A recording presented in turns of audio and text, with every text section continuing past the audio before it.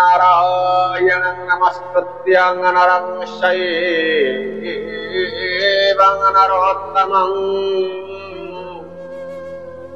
देवीं सरस्वती व्यासं ततो जयमुदीरये मुखं करोति वाचालं पंगुं लंघयति गिरिं यत्कृपातमहं वन्दे परमानन्दमाधव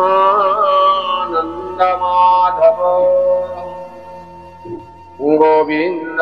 गोविंद गोविंद पदोगारुचि मकरंद मकरंद पानकरी तेरे तारिले ब्रजनारी से ब्रजनारी कपयरी मन मरहु निरंतरी मन निरंतरे रहु कृष्ण बोली भया कृष्ण बोले जाऊ जीव मते उत्तर राधा बोलानंदी कबार विगत अध्याय आमे माने श्रवण करथिले बड़ ठाकुर बलराम महाप्रभु वृंदावन को आसी मधु माधव बेनी मासे अर्थात चैत्र एवं वैशाख मास को मधु माधव मास कहा जाए। 2 मास छुट्टी कटैबा पाई महाप्रभु आज वृंदावन आसी गोपी मानक सहित कथोपकथन करिसेंती। गोपी माने मध्य कृष्णंकर समस्त कुशल वार्ता बलराम बुझीचंती। बलराम कहिचंती आसंतु आमे जाई वर्तमान गरम दिन आमे आज जाई जमुना रे स्नान करिबा। जमुना को डाकिला बेले जमुना आज गर्भवशत बलरामंकर कथा को भ्रुक्षेप न करिबारु प्रभु वर ठाकुर बलराम तांकर निजर हल जमुनार मध्यरे रखी ताको टाणिला बेले जमुना निजर भूल बुझी पारी बलरामंकर पाद पाखरे आसी निजको समर्पित करिछि। आपण माने देखिबे वृंदावन रे जमुनार नदी अंका बंका होई वही जाउछि केवल बड़ ठाकुर बलरामंक पई जमुनार धार अंका बंका हिछि। आजिर अध्याय रे पौंड्रक बोली जने जो राजा थिले से द्वितीय भगवान बोली से निजे स्वयं भगवान बोली भगवान कृष्ण को ताच्छल्य करथिले। भगवान कृष्ण द्वारा आज पौंड्रक महाराज आज बद्ध घटी तेणु आसतु आमे माने आज श्रवण करिबा। प्रभु बलराम जेतबेले गोपपुर को जाइछंती एई समय रे पौंड्रक बोली जने राजा तांकर अति मित्र काशी राजा अरे काशी राजा कहले पौंड्रक तुम्हें गोटे काम कर आजिकल तो भगवान वेशधारी समस्ते अच्छन्ति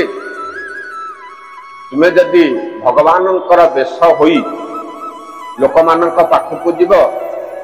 मु प्रचार करी जे भगवान स्वयं पौंड्रक रूप में आसी धराधाम आसी उपस्थित रही तेणु आम चलम समस्ते पूजा कर जहाँ मिल तुम अधा को मोर अधा दक्षिणा आम ही नवा यही चिंता कर काशी राजा पौंड्रक सहित लोक मानकर विश्वास रे विष दे चलिले एवं लोक मानक बाध्य कले जे तुमे माने पौंड्रक भगवान को भगवान बोली स्मरण कर एवं संसार रे ये ही एकमात्र भगवान आउ संसार रे केही नाही। एमती किछि दिन बीतीगला काशी राजा कहले मित्र वर्तमान कृष्ण द्वारकार अछंती तांकर भाई जे बलराम से गोप को जाइछन्ते कारण काशी राजा बलराम को बहुत डर तेणु जेहेतु देखिले आघ नथिले मिरिग नाट जेतेबेले बलराम जाइछन्ती गोपपुर को भगवान कृष्ण एका द्वारकार अछंती तुम्हें दूत को पठाओ जेतिकी बेले तमे कृष्ण संगे युद्ध कर कृष्ण हारिबे तमे जितिब तेणु तुमको लोक माने पूजा करेंगे। पौंड्र कहला ठीक कथा ए समय रे पौंड्र तार दूत को भगवान कृष्ण पाख को पठेइचंती जे तुम्हें मु हेउची संसार हत्या कर्ता दैव विधाता तुम्हें खाली मिछरे तमे कहूछ मु भगवान तेणु तमे जदि भगवान ताल तुम्हें मो संगे आसी युद्ध कर जदि तुम्हें हारिब तुम्हें हेलो मो पादरे आसी तमे निजको समर्पित करिबा और जदि मु हारिली ताहले तुम्हें ही भगवान बोली बोलेब। तो भगवान कृष्ण या को सुनिक हसिले कहले ठीक अच्छे तमे तम भगवान तम भगवान को मु देखिया को जीवी व्यस्त हबार किछि नाही। जेतेबेले दूत आसी पौंड्रक भगवान को कहिछन्ते हे भगवान कृष्ण कहिछन्ते तुमको से देखिबा पे आसीबे आगे यह शुणी पौंड्रकर शरीर भितर आउ रक्त नाही काशी राजा कहले तमे कौन कल मुझे एपट भगवान भगवान लोक कहूली जहाँ दक्षिणा आसला आम आनंद करुले बर्तमान कृष्ण आसो मत मारिबा भय काशी राजा कहले मित्र तमे कहीं व्यस्त होच तम सहित मु अच्छी मोर कोटि कोटि सैन्य सामंत अच्छा सबुजाक लगेदेवा कृष्ण को आम हरईदबा तमें व्यस्त हुआनी आज्ञा खल लोक सांगे खजती गोटे भल लोक मिशीगला सी भी खल लोक हो समय भगवान कृष्ण शंख नाद करी पौंड्रकर देश आसी पहुंच जेतबेले पौंड्रक शुणिला जे कि कृष्ण आसी युद्ध पाई आसी सजबाज हेले पौंड्रक कहले मु बर्तमान कौन करी ठीक अच्छे बर्तमान तो मु भगवान जाऊँगी पाखक जीवी युद्ध कर सारी समस्त सैन्य को भगवान श्रीकृष्ण हत कर सारा खाली आड़क साड़क महाप्रभु चाहता से पौंड्रक किए मुझे देखी जितेबाला से देखिले पौंड्रकर सामना सामने जो भगवान कृष्ण हेले भगवान कृष्ण आश्चर्य है महाप्रभुंकर जमती चारि हाथ तांकर जो रथ तांकर जो बनमाला महाप्रभु जहाँ सब परिधान करती पौंड्रक आज्ञा से भली सबू जिनिस से परिधान करिछि एवं गरुड़ पिठी ऊपर से पक्षीराज गरुड़र पिठी ऊपर से बसी प्रभु कहले आहा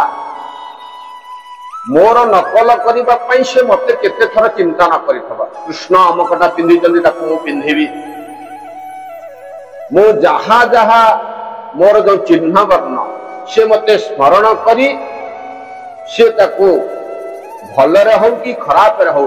से मते स्मरण करिछि माने मु ताकू मोक्ष प्रदान करिबी। एई समय रे पौंड्रक को भगवान सर मारी तार गंडी मुंड को अलगा कर देइचंती पौंड्रकर वीरगति प्राप्ति हेछि। काशी राजा जेतेबेले देखिले पौंड्रकर वध होई समय काशी राजा युद्ध करने तीन औक्षहिणी बल को धरी कृष्ण सांगरे युद्ध करने जितेबाला आज आसी काशी राजा को मध्य भगवान श्रीकृष्ण वध कर एक स्वर मुंड को नहीं काशी राजा राज द्वार नहीं पकई लोक मैंने जितेबाला देखिले काशी राजा हत होती समस्त हतबाक हो गले।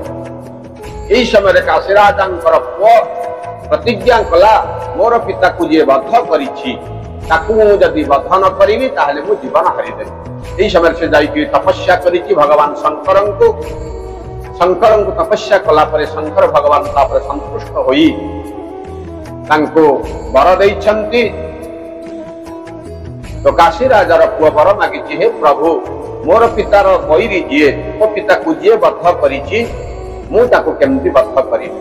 शंकर कहले तुम्हें जाई यज्ञ कर से यज्ञ कुंडरू जो अग्नि पुरुष बाहर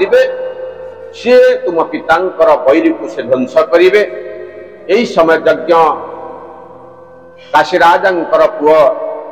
ब्राह्मण मान डकई यज्ञ आरंभ करिछन्ते। यज्ञ कुंडरू लेह अग्नि रूप एक ज्वलंत पिंडुला से बाहरी